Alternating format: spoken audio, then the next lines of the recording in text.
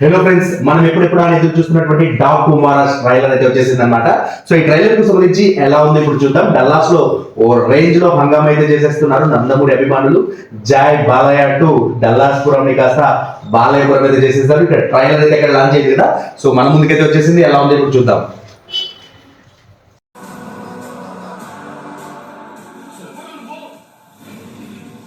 Michael Jackson.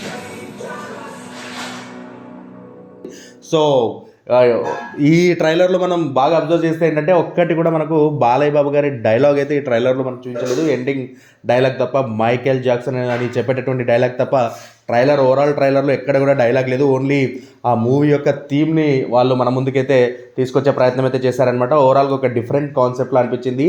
So ఈ trailer చూస్తూ ఉంటే విజయ్ కార్తిక్ కన్నన్ గారి కెమెరా వర్క్ మాత్రం నెక్స్ట్ లెవెల్, అండ్ తమన్ గారి బీజిఎం వర్క్, అండ్ అలాగే బాబీ గారి డైరెక్షన్ అంటే తన ప్రజెంట్ చేసినటువంటి విధానం కూడా నెక్స్ట్ లెవెల్, అండ్ నాగవంశీ గారి ప్రొడక్షన్ వాల్యూస్ కూడా మస్తు ఉన్నాయి. సో మరి సంక్రాంతి బరిలో జనవరి 12వ తారీఖు వస్తున్నటువంటి డాకు మహారాజ్ చిత్రానికి సంబంధించి ఏ విధమైనటువంటి సందడి సృష్టిస్తుందో అన్నది ఇంకొద్ది రోజులు వెయిట్ చేయాల్సిందే. ట్రైలర్తో ఓ రేంజ్లో హైప్ అయితే క్రియేట్ అవ్వడం ఖాయమని అయితే చెప్పొచ్చు.